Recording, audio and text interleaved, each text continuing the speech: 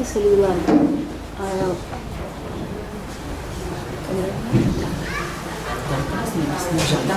Tá. Pessoal, boa noite, tudo bem? Meu nome é Liceia. Quem já me conhece aqui? Beleza, a maioria, que bom. Meu nome é Liceia, eu sou trabalhadora aqui da Sociedade Espírita Irmãs do Fô desde 2012. Antes de trabalhar aqui, eu trabalhava num centro espírita na Bahia, onde eu morei por 8 anos. Mas o meu contato direto com o espiritismo, ele se deu mais ou menos nessa época de 2011, 2012. Então podemos dizer que eu sou uma espírita nativa, mesmo recentemente, perto de tantos outros médios e trabalhadores que estão há muito mais tempo do que eu, né? Eu tenho uma ligação muito forte com essa casa desde então, desde que eu entrei na doutrina espírita, mesmo estando em outro estado. É engraçado e bom, né? Saber que a Irmã do Fô leva o conhecimento dela há tantos anos em qualquer lugar do mundo, inclusive fora de Minas, fora do Brasil. E é um conteúdo que tem sido disseminado cada vez mais, porque a Irmã ela foca no autoconhecimento através da aceitação das nossas imperfeições e dos nossos sentimentos. Então, todos os estudos dela, todos os livros que foram psicografados até agora aqui na casa, não só dela, mas também como o Pai João de Angola e outros espíritos que contribuem, José Inácio também contribui conosco aqui, são temas que falam sobre isso, sobre emoções, sobre sentimentos e o que isso significa dentro da nossa vida, como que a gente pode usar esses sentimentos e essas emoções a nosso favor no desenvolvimento nosso na caminhada como seres humanos.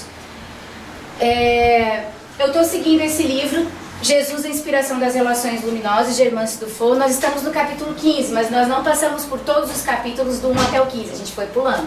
E até o final do ano a gente vai pular também. Nós vamos falar hoje sobre um título, Faça uma limpeza no lixo da mágoa. Esse capítulo já foi estudado por outros palestrantes aqui na casa, inclusive Gustavo Cury. Gustavo Cury, se não me engano, o Marco Aurélio também já fez uma interpretação sobre ele. Mas eu acho que cada um de nós traz um pouquinho mais de conteúdo quando vai falar sobre isso e agrega, fala numa linguagem diferente. Então é como se não tivesse ainda escutado. Espero que tenha novidade aqui para vocês. Eu vou usar alguns outros títulos para complementar o que a irmã se falou nesse livro aqui. E aí vocês vão entender que as coisas vão casar bem direitinho ao longo da palestra. Mágoa. Quem aqui já experimentou mágoa? Eu tava até com medo que demoraram tanto para levantar. Gente, eu vou falar com gente que nunca sentiu mágoa. O que é a mágoa para vocês, gente? O que ela significa? O que ela causou em vocês? Dor, ressentimento, dor, tristeza, raiva, desânimo, angústia, decepção, beijo. Só coisa ruim, né? Só coisa que desequilibra a gente. A mágoa faz isso. A mágoa, ela traz um sentimento de dor profundo, intenso. E numa das palestras do Rossando que eu estava assistindo sobre mágoa, ele falou uma coisa que, embora pareça ser muito engraçada, faz muito sentido. Ele contou uma história, não sei se vocês já escutaram aqui, depois vocês escutem dele direto na palestra, porque vai ser muito mais legal do que eu contando. Mas ele usou ele falou assim, gente, quem aqui já me ouviu falar sobre o potinho de vômito? Nojento, eu sei, mas só para vocês entenderem. Ele falou assim, que ele conta isso em quase todas as palestras quando ele vai falar sobre mágoa. Que é a melhor forma, você escuta sobre isso e nunca mais esquece o que significa.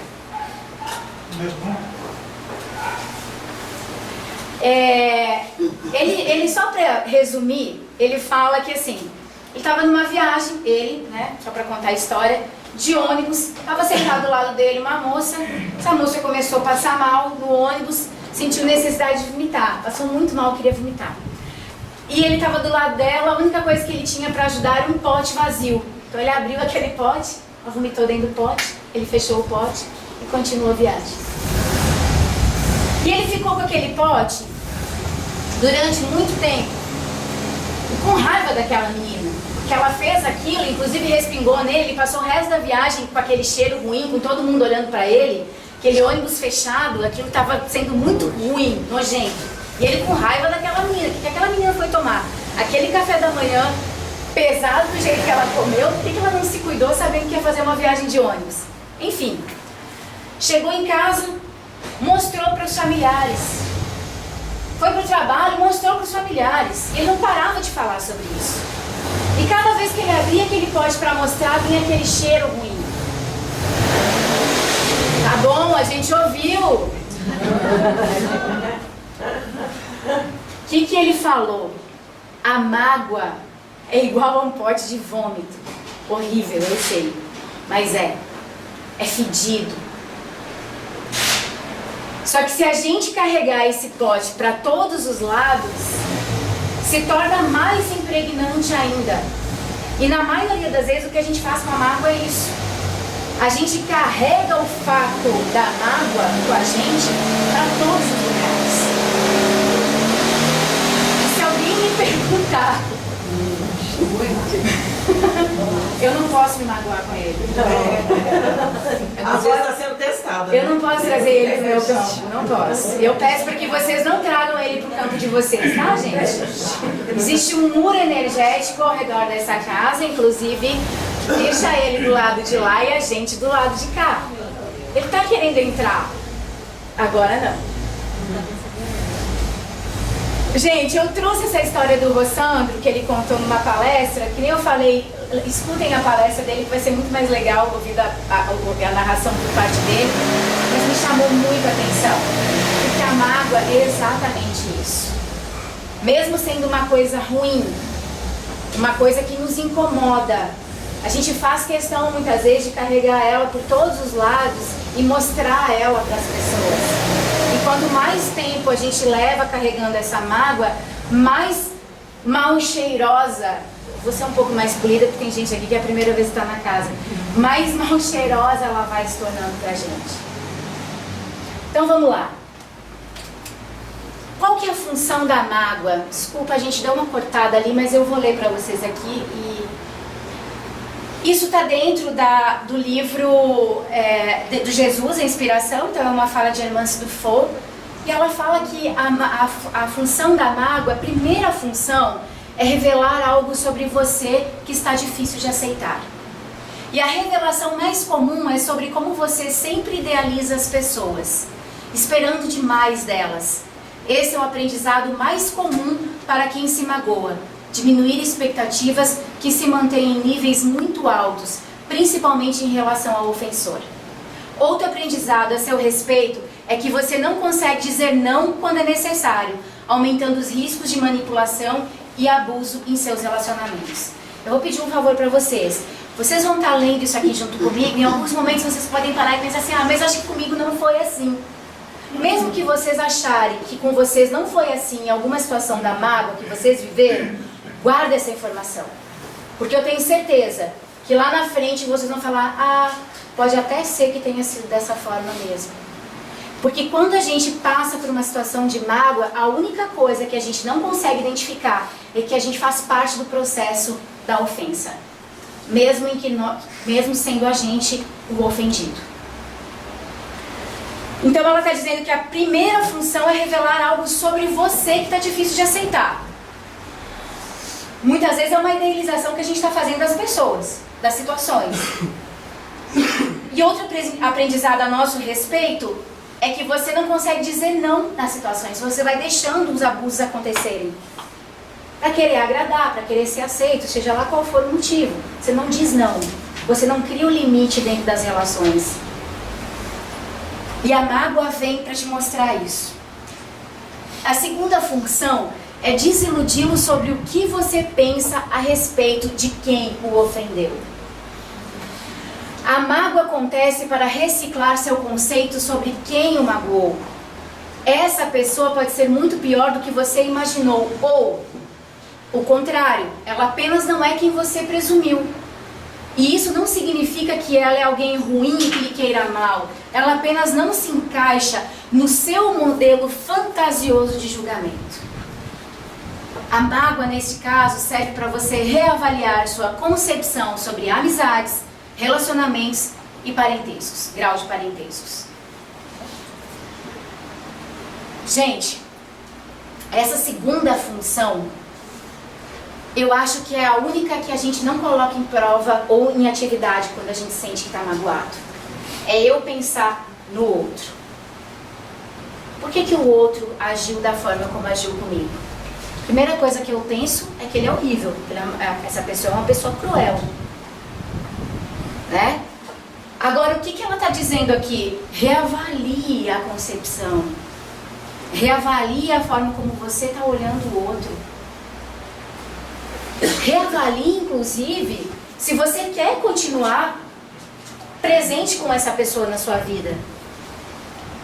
Porque às vezes a gente acaba abrindo mão do nosso direito de escolha só para ter mais pessoas por perto. E a qualidade dessas relações, elas não são tão boas assim, mas mesmo assim a gente vai vivendo. Porque é bom ter gente por perto. Medo da solidão. Medo da solidão.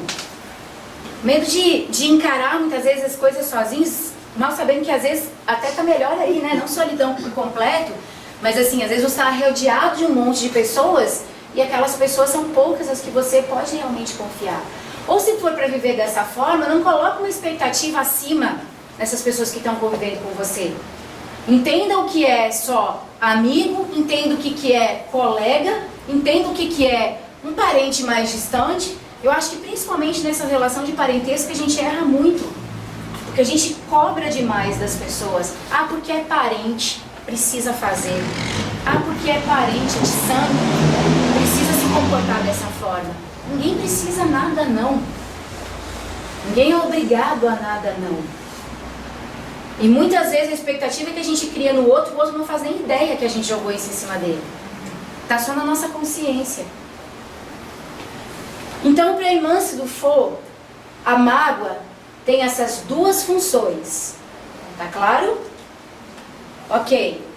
Então, uma delas é revelar algo sobre você e que é difícil de aceitar.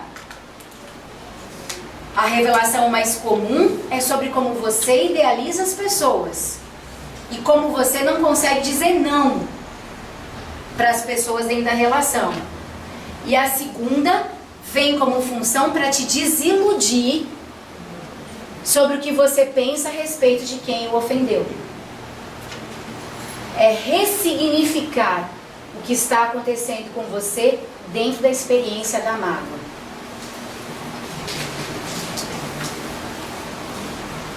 Já no livro 7 Caminhos para o Alto Amor, ficou bem ruim essa imagem. Teria que diminuir ali. Pai João de Angola fala o seguinte: quando você fica remoendo no coração aquela rusga com quem o ofendeu, na verdade está experimentando duas dores emocionais. A surpresa por algo que não esperava e a raiva por não ter sido capaz de prever os acontecimentos a ponto de evitá-los. A primeira dor, que é a surpresa, tem relação com quem o ofendeu. Ninguém fica esperando ser ofendido. E ele fala, inclusive, que isso é uma postura saudável e curativa, né? Imagina se a gente vivesse no mundo assim, esperando ser ofendido o tempo todo. A gente não ia conseguir se relacionar com ninguém. A segunda tem relação com você mesmo. É um descontentamento e serve para que faça um autoexame a respeito da sua conduta nas relações com esta pessoa. A partir disso, você vai criar maior proteção nas relações. Pai João de Angola fala que uma forma de a gente nos proteger nas relações é fazer esse autoexame em cima dos nossos relacionamentos, sejam eles quais forem, tá? Aconteceu uma situação, te magoou, você se feriu, analisa, faça um autoexame. É uma forma de você tirar todo aquele milindre desnecessário que a gente coloca nas situações, de você olhar com mais maturidade para os fatos. E a partir disso, se isso for acontecer de novo, nesse nível, num nível maior ou menor, você vai saber como se comportar dentro da situação. Mas é dolorido você fazer esse autoexame. Porque quando você... Essa segunda aqui, que é a raiva, porque aconteceu, você mesmo falou que um dos sentimentos que a gente mais percebe na hora da mágoa é a raiva. É a raiva por quê? Por que a gente sente raiva? Foi enganado. Me senti uma boba, traída, me feriram. E a surpresa, eu não esperava. Só que quase sempre, não é sempre, mas quase sempre, eu sabia que ia acontecer. Eu só não tinha coragem de agir. Eu sabia que aquela situação me pedia um movimento de mudança, mas eu não tinha coragem para agir. Gente, quem aqui gosta de sofrer? Naturalmente, a gente tem medo do sofrimento.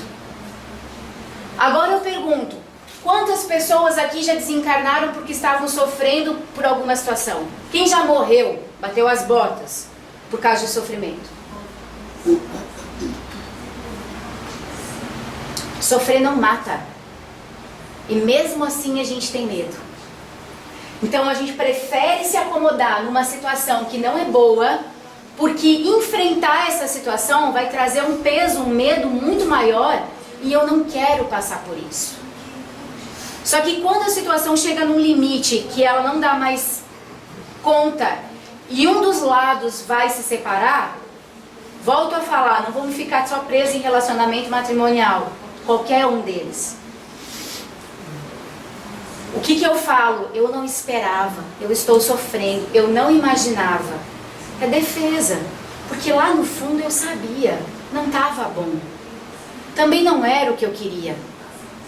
Mas eu não queria mudar. E aí lembra da questão da impermanência que a gente fala sempre nas palestras? A vida é impermanente. Se eu tiver medo de viver essa impermanência, essa mudança constante que o fluxo da vida me apresenta, eu fico estagnado. Eu não evoluo. Eu não participo das dificuldades que me fazem crescer e amadurecer. Porque eu estou sempre com medo de alguma coisa que não vai me fazer bem. Então, na verdade, esse fator surpresa em algumas situações não é surpresa. Agora, a raiva é. Só que, não vamos dizer 100% não. Vamos jogar aí uns 50%? Das pessoas, principalmente se for espírita. Você está com raiva da pessoa? Não estou, que é isso. Eu só não concordo com o que ela fez.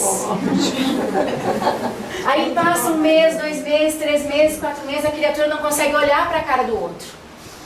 Mas e aí? Qual é seu sentimento? Não, eu tô tranquila, já tá passando. E por dentro está aquele vucu-vucu, aquele negócio ruim, que você não consegue olhar para a pessoa, nem tá no mesmo espaço do que ela. Por que eu coloquei os espíritas no meio disso? Porque a gente tem uma besteira de uma necessidade de ser santo o tempo todo. Ninguém é. Nós somos humanos. Sentimos e vibramos na mesma intensidade que todas as outras pessoas. Não é porque a gente tem um pouco mais de conhecimento extrafísico, sei lá, espiritual. Talvez a gente tenha mais conhecimento e sinta a necessidade de agir de uma forma diferente. Mas não é assim. Eu mesmo não sou parâmetro para ninguém. Quando as pessoas às vezes viram para mim e falam assim, principalmente em rede social, nossa, você é uma pessoa de luz. Eu falo, não, meu filho, eu prefiro imaginar que eu sou uma pessoa em busca da luz. É diferente. Eu sou uma pessoa em busca da luz. Eu não me acomodo diante das situações, mas sofro com elas de uma forma, às vezes, que me joga no chão. Mas no chão eu não vou passar. Estava comentando com uma amiga minha aqui no Centro Espírita recentemente, e ela me falando das dificuldades que ela estava enfrentando, depressão e ataques energéticos, aquela coisa toda que médicos, né, a gente passa por algumas fases meio bravas aí, meio pesadas. Aí eu virei para ela e falei assim, você já parou para pensar? Eu disse, primeira coisa, eu não quero acreditar que você, fazendo parte de um grupo como esse, se dedicando da forma como você se dedica, que a espiritualidade esteja te abandonando só porque eles querem te abandonar, te deixando passar por tudo isso. Não quero acreditar nisso. Agora, eu posso acreditar sim, que a espiritualidade está deixando você passar por todo esse sofrimento, porque você ainda não conseguiu aprender o que essa situação está querendo te mostrar. Aí eu virei para ela e falei assim, eu sinto que agora, em 2019, eu estou saindo de dentro de uma nuvem meio cinza que estava ao redor da minha vida durante muito tempo. Foi muito trabalho, foi muito difícil. Foram quartas-feiras muitas vezes chegando aqui sem condições de trabalho, em maca, mas sim para ser atendida. Só que nunca sem perder a esperança e a fé de que isso era uma coisa que eu precisava aprender e vivenciar. Então foram dores de diversas formas. No fundo de tudo isso, existia mágoa de diversas situações. E aí quando eu comentei com ela, eu falei assim, aqui, vai passar. Mantenha o pensamento firme, pé no chão, vai passar. Pra mim levou 4 anos, mas vai passar. Aí ela me olhou e falou assim, 4 anos? Falei, uai, tem coisa que a gente está arrastando há existências pretéritas. 4 anos é um pulo. Só que foram 4 anos, gente. E não é que vai terminar 100%, não. Tá um pouco melhor. Tá mais fácil de entender. Hoje em dia, quando as coisas acontecem, quando eu não consigo, na primeira reação, ser tão superior assim, em forma de pensamento, mas assim, logo em seguida, eu falo, não, mas espera aí, vamos ressignificar isso aqui? Porque a tendência é reclamar, a tendência é achar ruim. Deixa eu ver o que tem atrás disso. E aí tem todo um processo. Tem algumas frases que a gente vê muito na internet, que é assim, como é que é? Em mágoa parada não brota amor. Vocês já ouviram falar isso? E é isso de fato. Em mágoa, onde existe mágoa parada, não brota amor. A sua vida fica travada, as coisas não acontecem. E aí muitas vezes a gente dá a culpa para toda a equipe, todos os espíritos que podem estar atrás aí querendo fazer mal, mas não é isso. Está faltando virar uma chave dentro da gente. Para fazer essa energia fluir, a gente precisa entender qual é a função da mágoa, pôr ela para funcionar.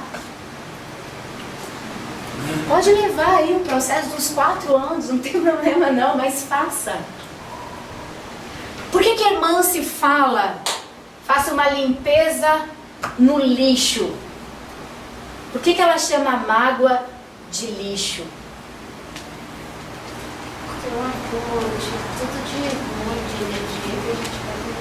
O lixo é uma coisa que a gente não usa mais, né? Na maioria das vezes a gente tem que descartar.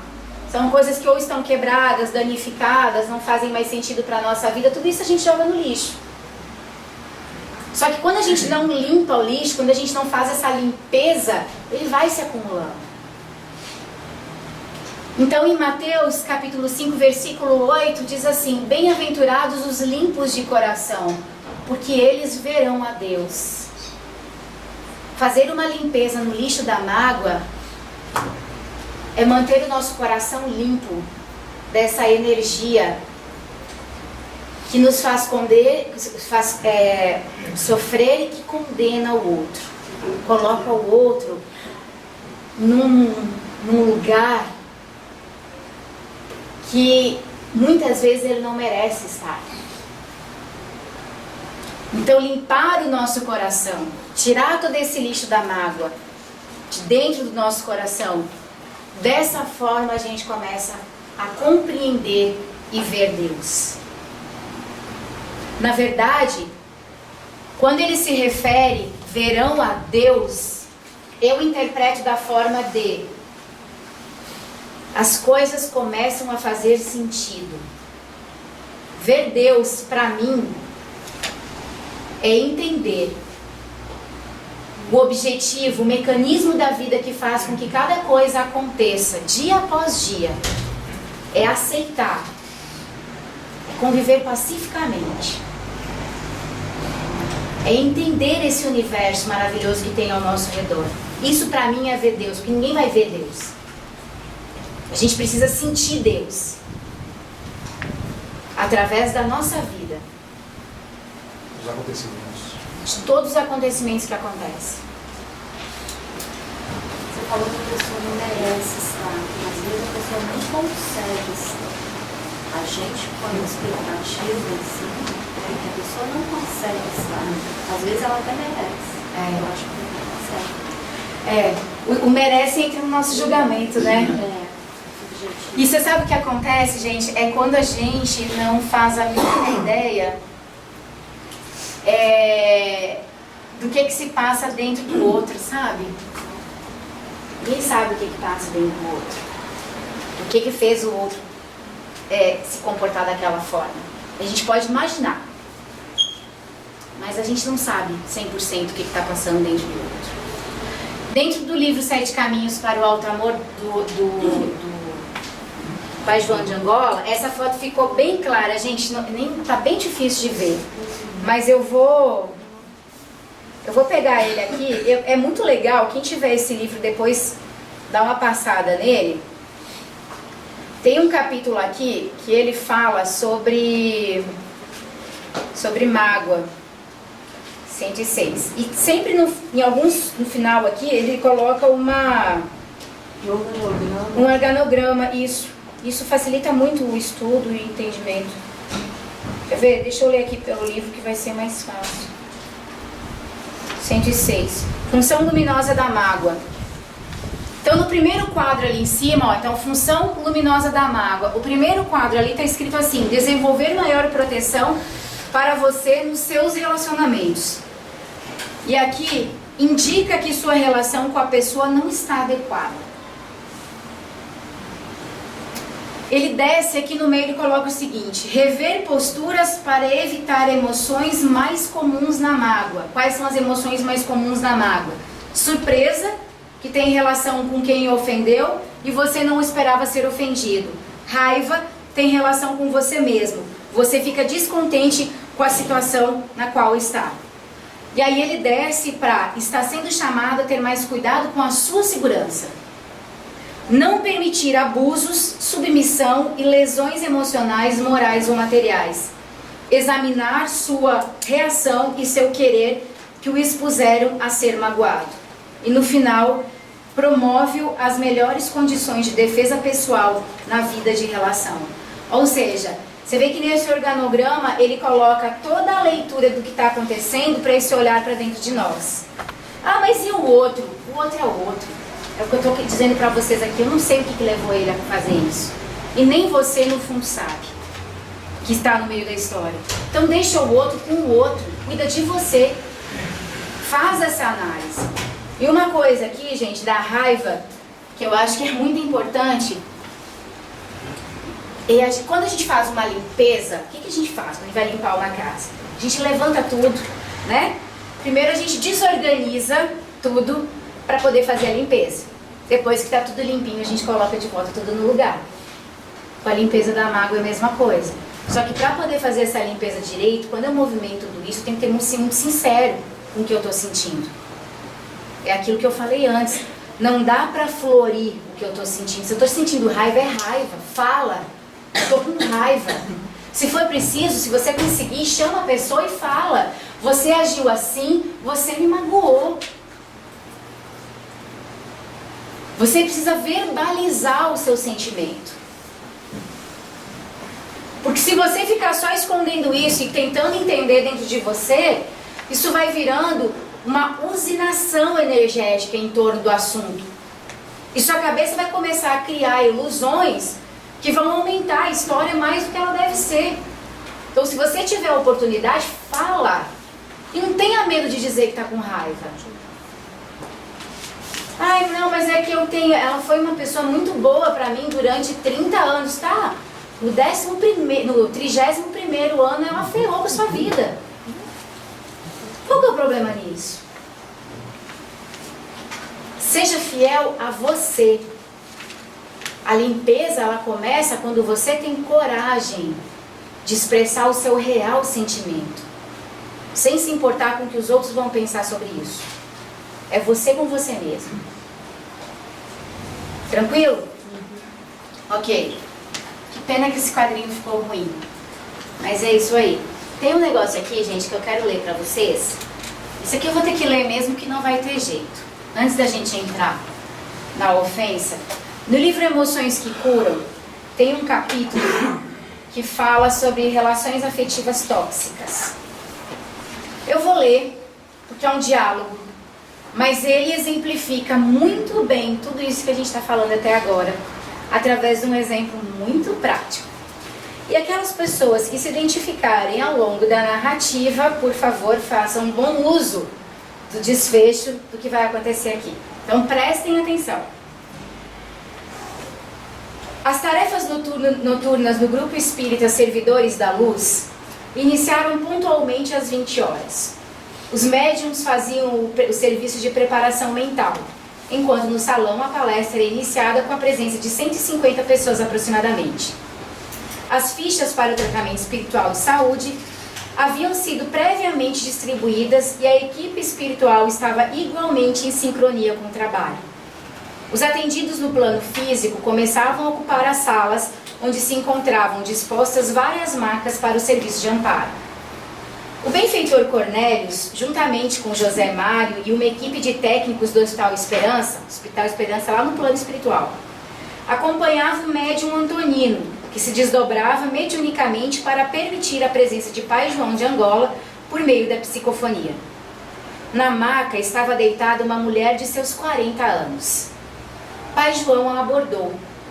Que louvado seja Cristo, Zanfia. Assim seja, pai velho, respondeu Marta com certa timidez. Se tiver alguma Marta aqui, é mera coincidência, tá? A Fia está sofrendo muita dor, né, Fia? Estou sim, e já respondeu aos prantos. Chora, Finha, chora, isso vai te fazer bem, alivia seu coraçãozinho. Eu não estou aguentando mais, pai João, tenho vontade de morrer, de acabar com tudo. Nego sabe, Fia, é muita dor. O que será que eu fiz em outra vida para merecer isso? Será que isso nunca vai acabar? São passados 5 anos e parece que cada dia estou pior. E agora, além de tudo, também estou doente. O que eu faço? E chorava descontroladamente a sofrida mulher. Fia, isso se chama vida travada. Falou o pai João com muito humor, como sempre lhe é típico. Nossa, pai João, só o senhor para rir disso. Tem que rir, Fia, senão como que aguenta? Eu sei, mas não estou dando conta. Só se o senhor me ajudar, porque a minha vida travou com força. Agora estou desesperado. É a garganta, né, Finha? O diagnóstico pode ser muito ruim. O médico disse que tem uma estenose de traqueia. Foi encontrado um cisto. Não sabemos se é maligno. Estou morrendo de medo, preto velho. Muito medo. Fala um pouquinho do caso pro nego. Foi o Carlos, pai João. Depois de tantos anos de união, olha o que ele me fez. Dei-lhe apoio, segurei a onda na vida financeira quanto pude. Ele se formou como médico e depois de tudo, o que ele fez? Foi viver a vida dele, né, Fia? Pois é, olha que injustiça. Injustiça? Por quê? Claro que é injustiça. Depois de tanto que dei a ele, como é que ele me responde? O que Fia esperava que o Carlos fizesse? Amor, amor eterno. E que foi que o Fio lhe deu? Infidelidade e indiferença. O Fio prometeu alguma coisa para a Fia? Nunca. O Senhor acredita que por várias vezes eu tive que ameaçar para que ele ficasse comigo? Olha que amor lindo, romântico, né? Todo mundo sonha com amor desse. Ele me deu muito trabalho. Mudei toda a minha vida e deixei muita coisa de lado para que ele subisse na vida. Fiz muitos sacrifícios. Anulei-me. E então, valeu a pena? Mas de jeito nenhum. Olha o que eu recebi em troca. Estou doente. Sinto-me sufocada por uma dor profunda. Não consigo desligar disso mesmo depois de tanto tempo. Perdi o interesse até de viver, meu pai. Fia, deixa a nego explicar uma coisinha a vós-me-sê. Vós-me-sê quer mesmo me orar? Claro que sim. Cansei, pai. Que bom ouvir isso. Então, escuta só. Quando uma pessoa tem uma doença muito brava e cresce um cisto nocivo em seu corpo, o que tem que ser feito? Uma cirurgia para retirar. Foi o que aconteceu com vós-me-sê, Musanfia. Como assim? Ainda não passei pela cirurgia. Nem sei se vou precisar. Talvez eu morra antes disso. Olha o drama, gente. Esse drama dá vontade de fazer assim, ó. Pá, pá, pá. Acorda, criatura. Mas é a gente, no momento do sofrimento, a gente age assim. Se vitimizando. Se vitimiza. Olha só, eu posso morrer antes disso. Ok. Imagina, gente. Eu fico imaginando a espiritualidade do outro lado. Ouvindo tudo isso, ela não, vamos lá, Jesus, paciência, me ajuda. Porque eu tenho que ajudar essa pessoa.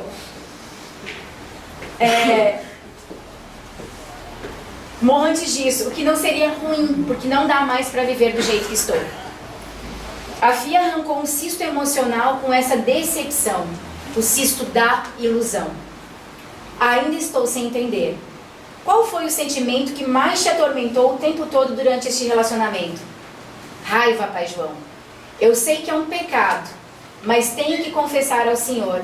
Nunca passei tanta raiva na vida. Por fim, nos últimos anos de minha vida com ele, acho que senti mais raiva que amor. E o que a Fia fazia com sua raiva? Engolia em nome do amor. Passava por cima muitas vezes. Deu vontade de acabar com tudo, sinceramente. Que é coisa mais doentia do que interpretar o amor dessa forma? E por que não acabou, Finha? Porque eu acreditava que conseguiria mudá-lo com o tempo. Essa era a doença, Fia. O cisto estava aí. Querer mudá-lo? Sim. Essa é uma doença do amor que é contaminado pelo nosso egoísmo. Uma doença muito severa. O Senhor está querendo dizer que eu jamais conseguiria mudá-lo, nem fazer com que ele gostasse de mim? Eu estou dizendo que ninguém consegue isso. Essa é uma das maiores ilusões do nosso modo de amar. E por conta disso, a maioria de nós se abandona para conquistar o amor do outro. Deixa de amar para ser recompensado com mimos e migalhas do carinho alheio. Por conta disso, muitas pessoas acabam sendo manipuladas, abusadas e agredidas. Pelo amor de Deus, explica isso melhor para mim. É assim então? Como a Fia se sente hoje, depois de 5 anos de separação? Triste, infeliz e com muita mágoa no coração. Sonho com ele todas as noites e agora estou doente do corpo também. E o que a Fia vem atribuindo toda essa dor? Pai João, eu posso estar errada, mas vou ser sincera com o Senhor. Para mim, isso tudo foi macumba da amante. Priscila era minha amiga, pai João. Saíamos juntos e veja só o Senhor, foi com ela que Carlos foi se juntar. Eu sei, Finha. O senhor sabe? Sabe como? Sua mãezinha querida está aqui, me contando tudo. Dona Amélia está com a mão na sua cabecinha. Pega aqui na mão de nego velho e sente a mão dela, Musanfia. Marta chorou copiosamente por alguns instantes sem conseguir dizer uma palavra. Contenha-se um pouquinho, ela vai falar com vós-me-sê.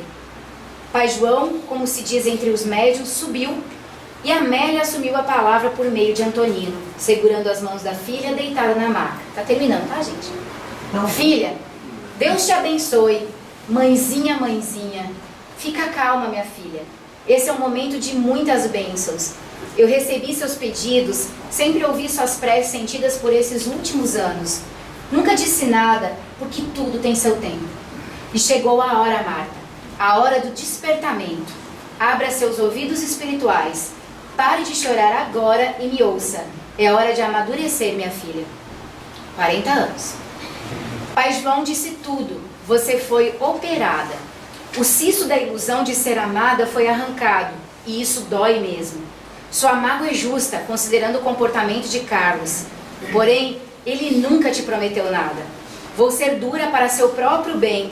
Você comprou ou supunha ter comprado o amor dele com mimos, dinheiro e sacrifício. Carlos caiu em uma armadilha e, diante dos interesses dele, que não poderiam ser resolvidos de outra forma, aceitou seu apoio. Entretanto, ele sempre esteve dividido internamente entre sua cooperação e o amor que você esperava dele. No fundo, o abandono não foi dele, foi seu. Você desistiu de si mesma para abrigá-lo. Você se esqueceu em troca de um amor que nunca existiu. Quando ele foi embora, não deixou uma carta? O que ele disse na carta? Vamos, me responda e não chore, autoridade mãe, né? Ele disse que me seria eternamente grato, mas que não me amava. Ele foi sincero. Seria melhor se ele lhe dissesse isso logo no início da relação. Porém, você sequer lhe deu a opção de ser honesto. Você fala em vida travada com o pai João e atribui a Priscila a causa de suas lutas. Como tem coragem de dizer isso? Priscila nunca pressionou o Carlos. Ela respeitava a união de vocês e não aceitou o convite dele para o adultério. É uma mulher que não queria um amor em migalhas e recusou a infidelidade. Foi por ela ser uma pessoa íntegra e que se respeitava que ele se encantou. Eu sei que é duro ouvir, mas sou mãe. Fique quieta e me ouça. Você já sofreu demais com tudo isso. Chega. A cirurgia da ilusão tem por objetivo o amadurecimento, a libertação. O que sua mágoa quer lhe mostrar com toda essa dor é que você também é responsável por tudo que aconteceu. Se Carlos foi infiel, você foi cruel, controladora, serviu e travou o seu caminho e o dele. A separação não só o libertou, como foi também uma porta para a sua alforria. Ele nunca te traiu por conta da integridade de Priscila, e você os acusa injustamente. E mesmo que isso tivesse ocorrido, o que você espera com essa acusação, se não criar um álibi na sua consciência para rebaixá-lo à condição de infiel e ingrato? Quem sofre com tudo isso é você. São passados 5 anos, minha filha, e olha para você, até onde acha que vai aguentar? Eu não aguento mais, mãe. Ajude-me a sair disso. Agora sim, você disse algo de gente grande, que quer amadurecer e ficar adulta emocionalmente.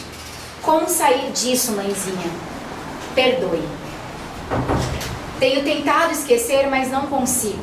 A raiva parece aumentar a cada tentativa. Eu não consigo sequer olhar para o Carlos. Acho que não é raiva, é ódio. Perdoar não é esquecer. E o perdão não é para o ofensor. A relação só pode ser reexaminada depois dos cuidados com a ofensa.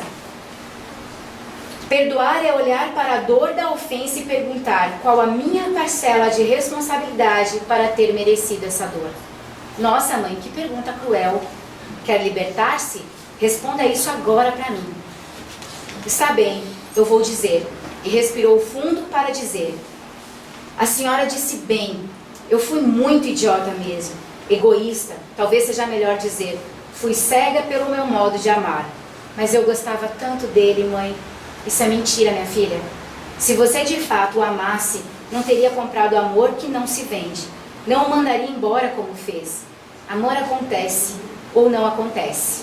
Simples assim. E o que eu faço com essa raiva toda que sinto? Raiva de quem? Do Carlos e da Priscila. Acha mesmo que é deles que você tem raiva? Sei lá. O que a senhora quer dizer?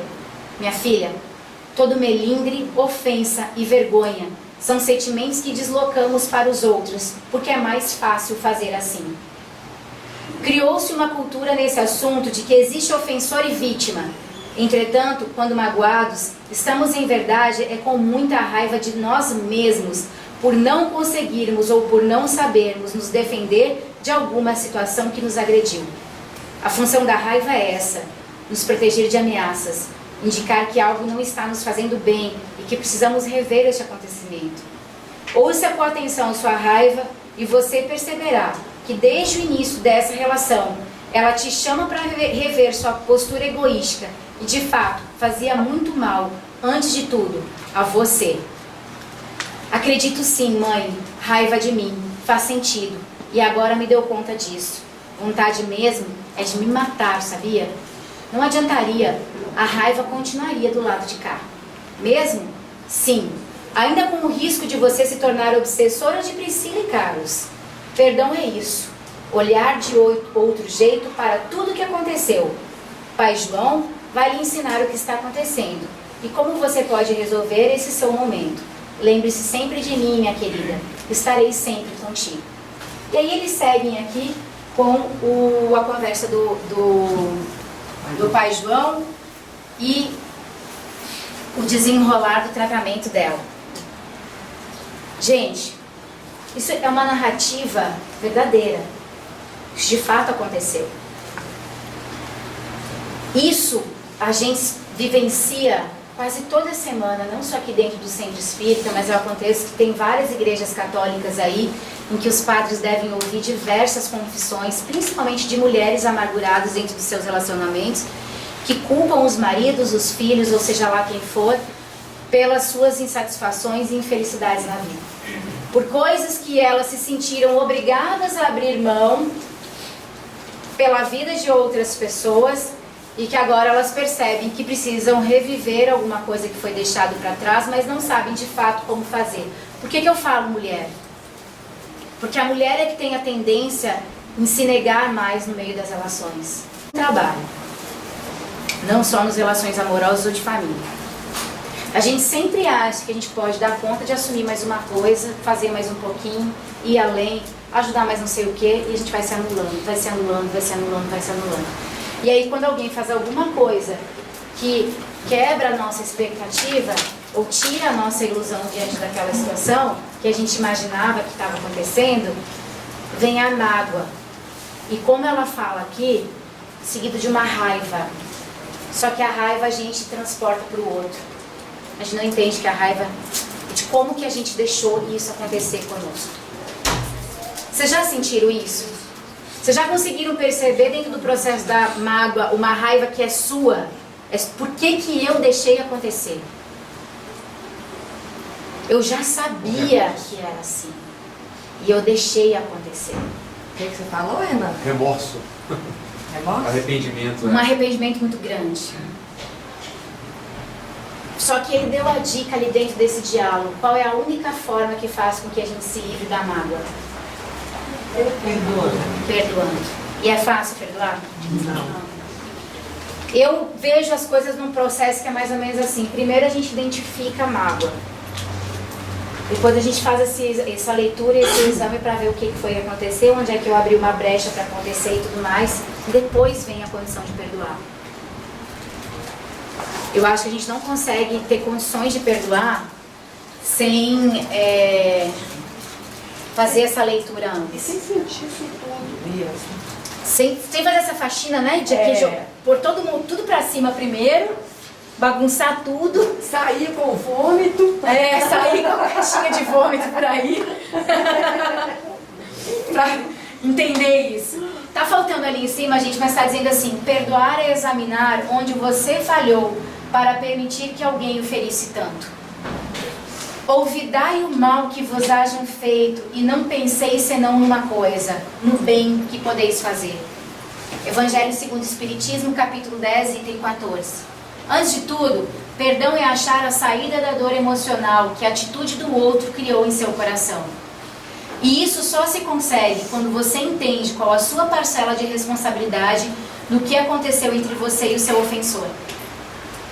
Nas relações humanas não existe ofensas unilaterais. Existe corresponsabilidade para que as mágoas ocorram no relacionamento. Dar o perdão parece ser o gesto mais necessário nos relacionamentos humanos e significa, antes de tudo, verificar qual a porta que você abriu para a entrada da ofensa.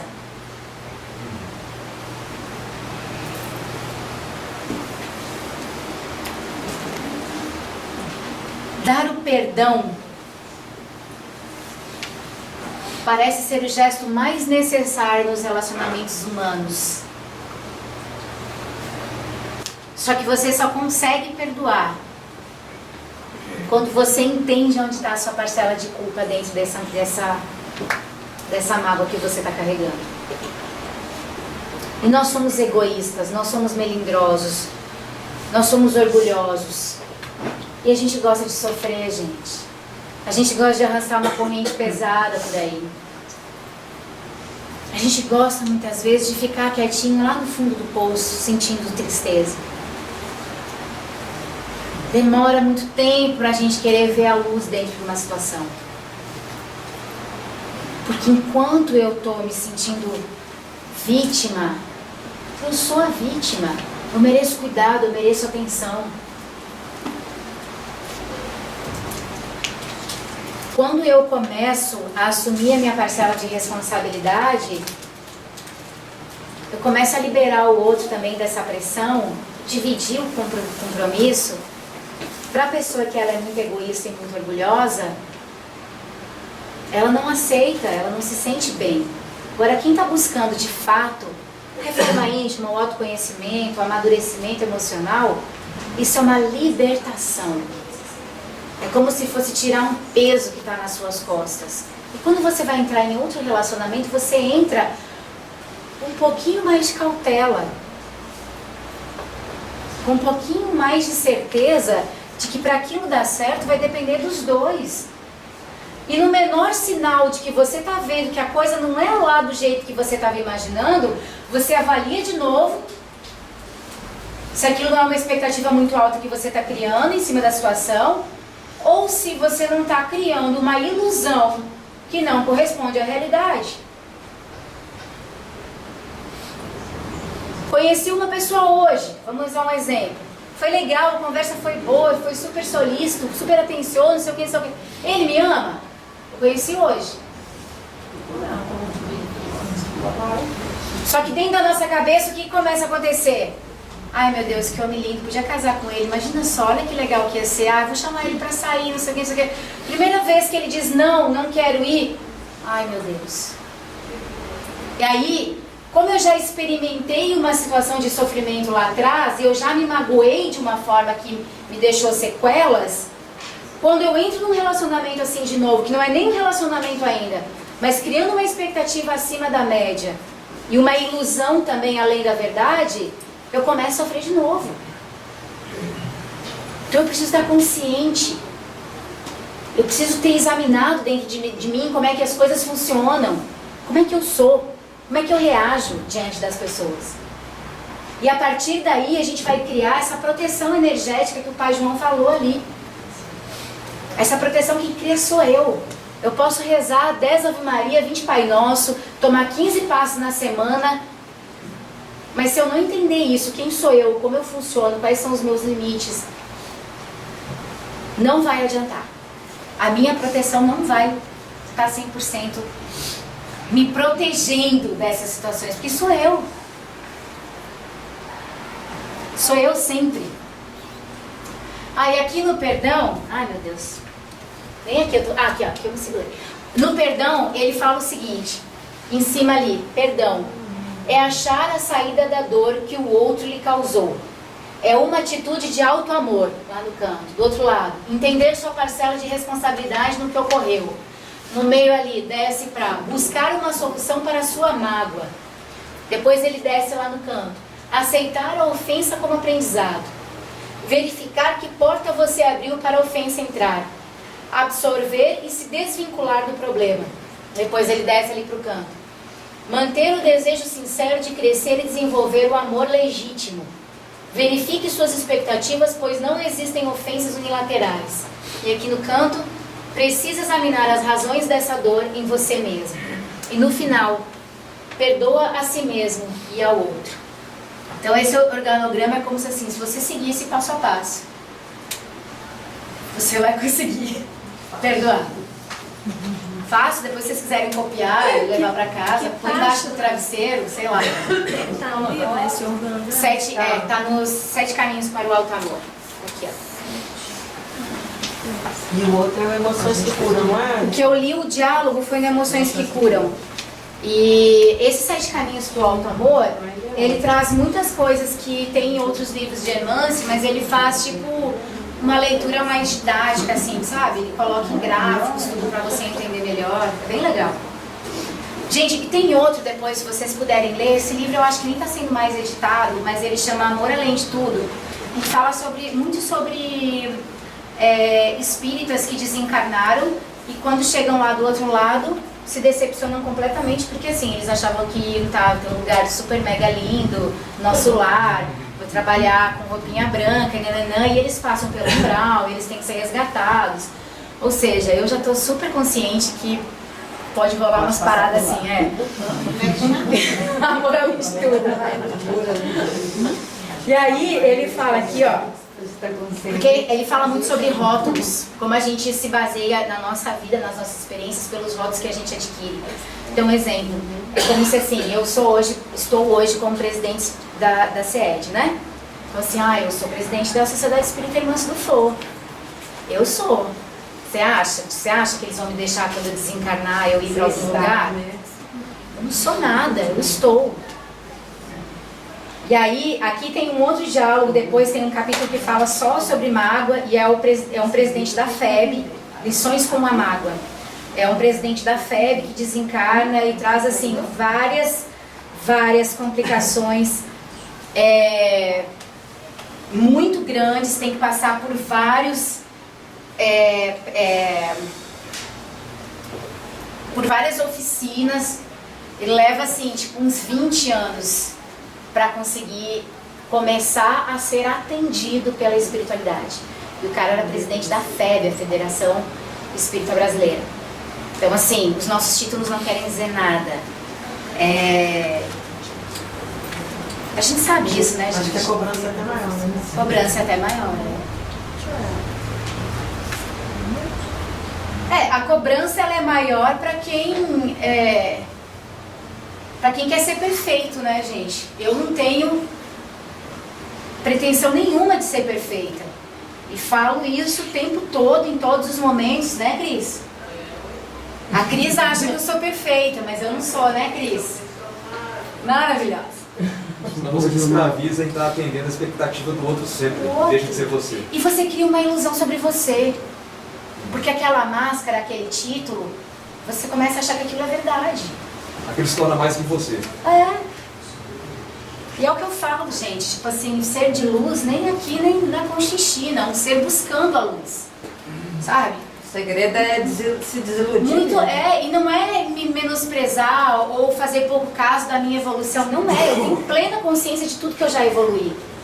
Eu tenho plena consciência do que foi algumas experiências minhas passadas, que já foram inclusive reveladas, que formaram o que eu sou hoje. Mas o processo ainda é longo, sabe? E eu acho que assim, o importante é não perder as oportunidades. Eu vou passar um videozinho para vocês agora que fala sobre esse poder do perdão. Gente, é uma das coisas mais fundamentais que existe. Saber perdoar diz muito mais respeito a nós do que ao outro. Porque se você for perdoar esperando que o outro te peça desculpas, esqueça. Porque você vai sofrer mais ainda. Quando você faz o movimento do perdão, você faz pra você. Você se liberta do peso do mal que o outro te causou. Independente da reação que ele vai ter. O movimento é seu. É a escolha que você faz. E aí eu volto a dizer, vem do entendimento de você não sabe o que estava passando na cabeça da pessoa naquele momento. Lembram do diálogo que eu acabei de ler? Ela sabia, quem que ela tinha raiva? Da tal da Priscila e do Carlos. A Priscila merecia? Na cabeça dela, ela merecia. Mas na história, de fato, ela não merecia. Mas é mais fácil a gente achar pessoas pra gente culpar, né? Mas vamos lá. O poder do perdão. Achei isso aqui bem intenso. Eu não sei, tá em legenda, tá, gente? Eu vou pôr, depois se alguém não conseguir ler, a gente explica.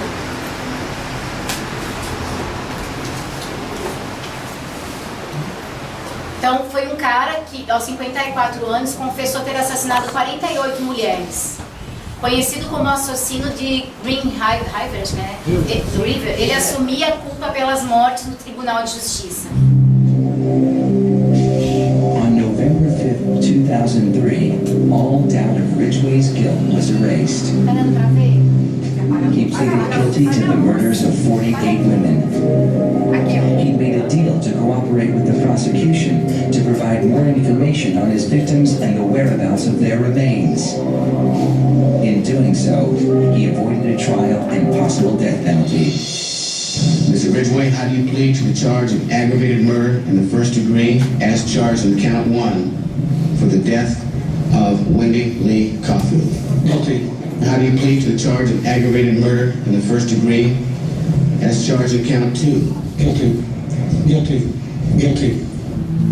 It's like he didn't have any remorse at all for what he had done. You know, he killed so many people, he didn't remember who they were, what they looked like. I just couldn't believe that somebody could kill all those people and not remember them. Neither could the angry relatives of his victims, who were invited to speak in court when Ridgway was sentenced to life without parole on December 18, 2003. You had said your memory, when it comes to all of the women you took, was gone. Our memory is not. In your words, you said that they didn't mean anything to you, but she meant everything to us.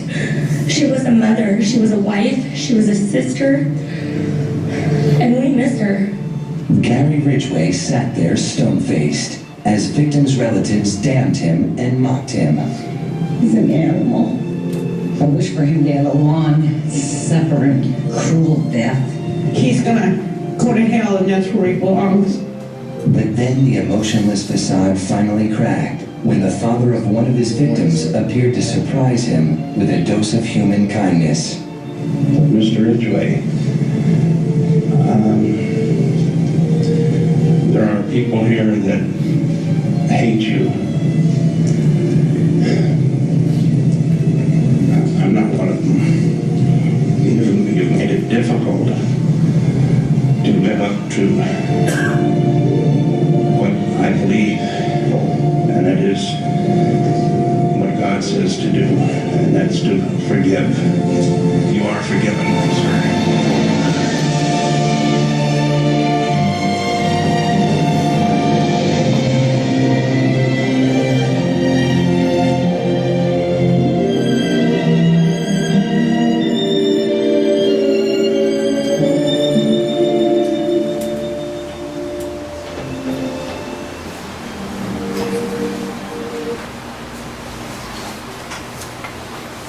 Respondeu-lhe Jesus: não te digo que até 7 vezes, mas até 70 vezes 7. Há limite para o perdão? Existe situação mais dolorosa do que um pai estar na frente do assassino da sua filha e dizer para ele assim: eu te perdoo? Vocês viram o semblante desse pai que perdoou? Não era muito mais leve, mais harmonioso do que aquelas pessoas que ainda odiavam e culpavam? Vocês viram que a única coisa que fez com que um assassino de 48 mulheres, louco, cruel, não tem consciência talvez muitas vezes do que estava fazendo, qual foi a única coisa que fez ele sair daquele estado mental que ele estava? Se emocionar. A única coisa que fez ele se emocionar foi: eu te perdoo. Assistindo o vídeo mais de uma vez, eu vi que quando ele começa a falar de Deus, ele já muda. Porque até para o mais cético, gente, Deus é uma energia da criação. Eu não devo temer a Deus. Eu não devo temer os meus erros, as minhas faltas. Eu devo temer não ter condições de perdoar a quem me ofende. Nós estamos falando desde as 8h15 sobre mágoa, para chegar no final na única coisa que importa aqui, que é o perdão. Por mais difícil que o movimento do perdão seja, Ele é a única coisa que vai salvar a humanidade da escuridão que nós mesmos criamos nas relações.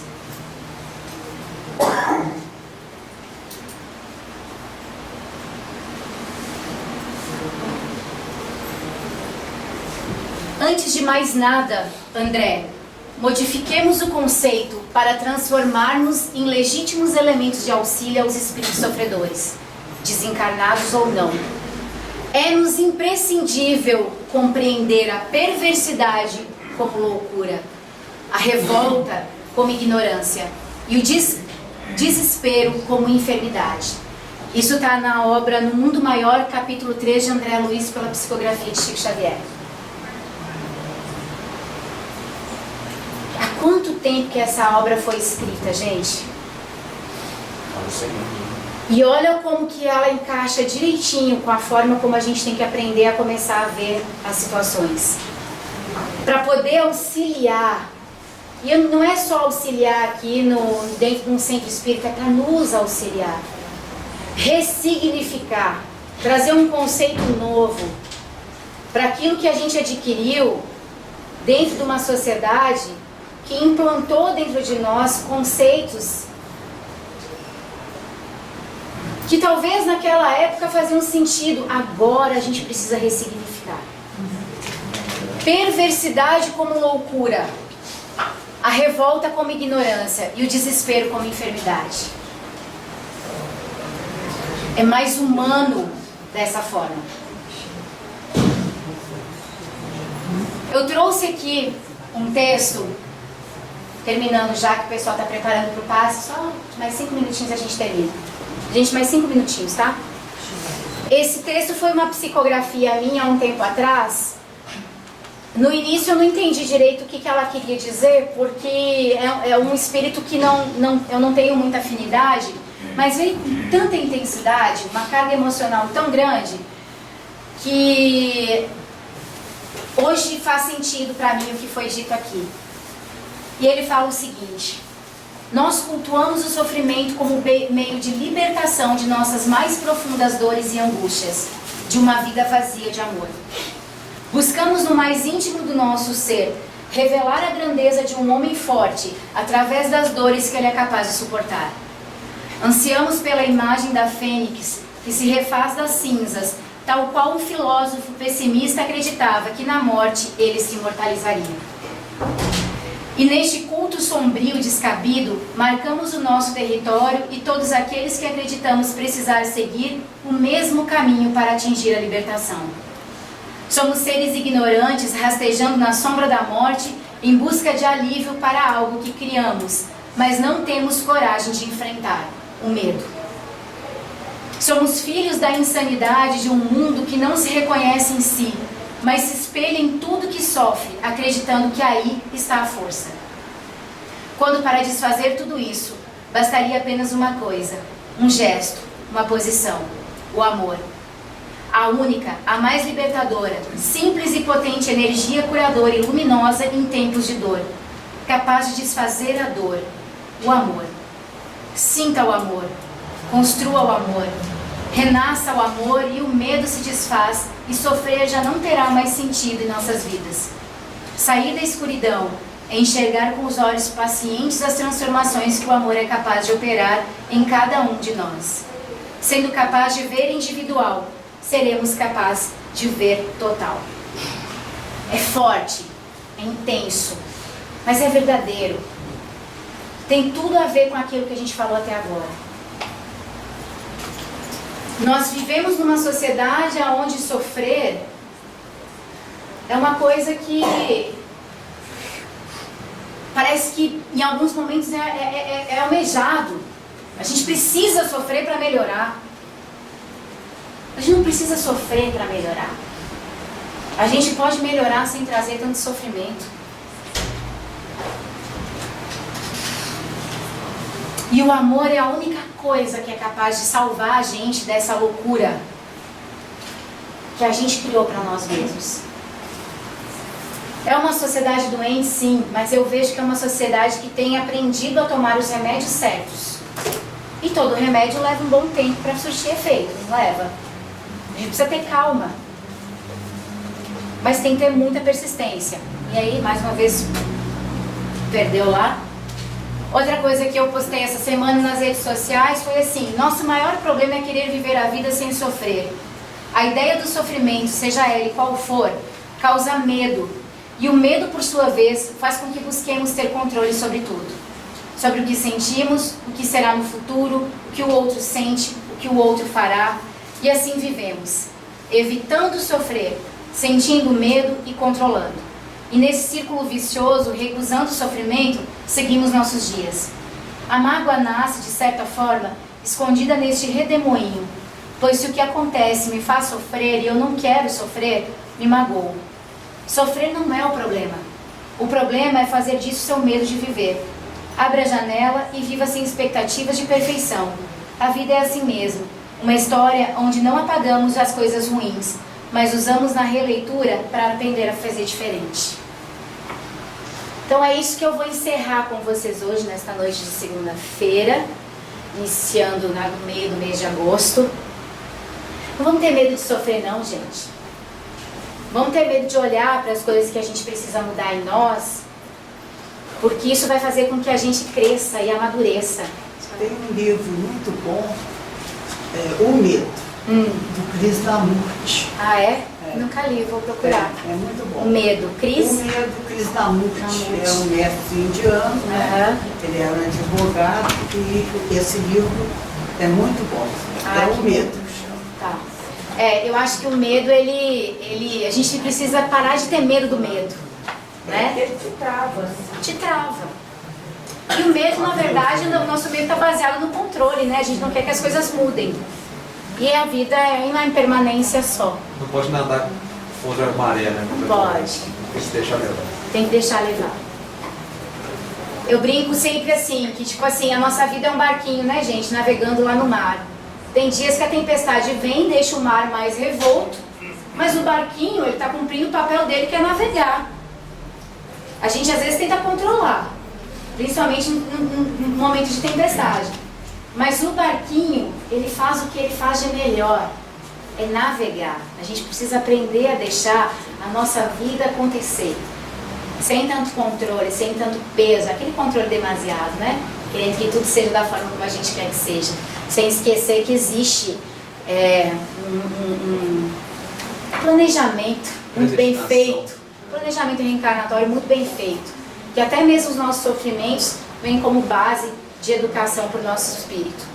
Então é isso, espero que vocês tenham gostado, obrigado por terem vindo, esperem um pouquinho aí que vocês vão começar a ser chamados para a prece. Vou colocar uma musiquinha e fiquem ainda aí mentalizando para vocês manterem a faixa aí do atendimento de hoje.